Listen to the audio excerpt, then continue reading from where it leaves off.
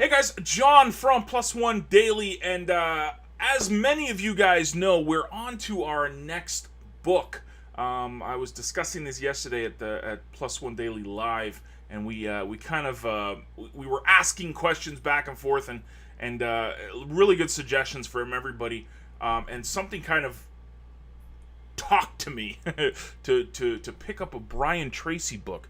And if you are unfamiliar with Brian Tracy, he's one of the thought leaders in personal development, time management, goal setting.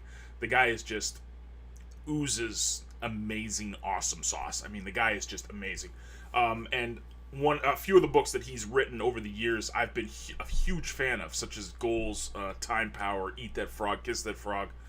Just an amazing author. So I actually had one of his books on my shelf called Change Your Thinking, Change Your Life, and it's been on my bookshelf, my TBR, to be read shelf, for over a year now. So I said, you know what, let's dive into it, because I really want to focus on a smorgasbord of different authors here at Plus One Daily, but I have a big love for a few authors, guys like Jeffrey Gitomer, guys like John C. Maxwell, and guys like Brian Tracy. So I dove in and we started reading it. I banged through a bunch of chapters yesterday, and I want to highlight something.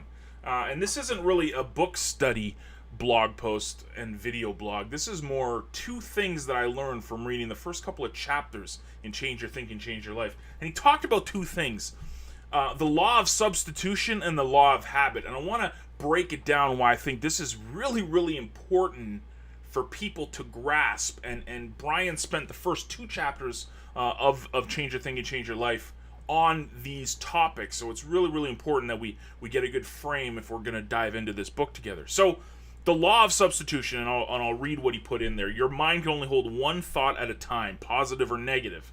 You can substitute a positive thought for a negative one anytime you choose. And then the second law of habit means any thought or action that you repeat over and over and over will eventually become a new habit.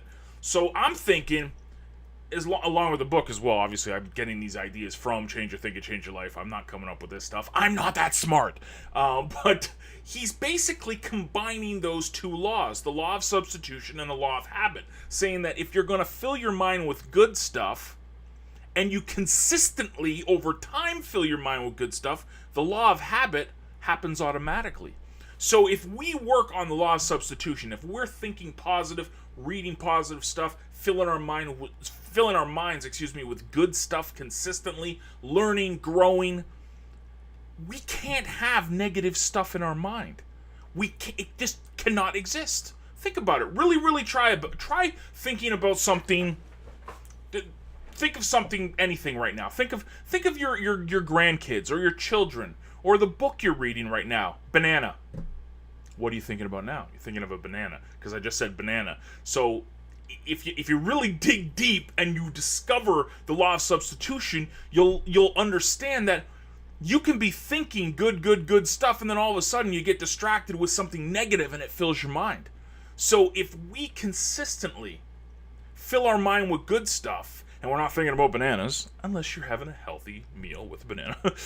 But if you're filling your mind with good stuff consistently over time, the law of habit happens. And this is a quote: "You have complete control over only one thing in the universe, and that is your thinking."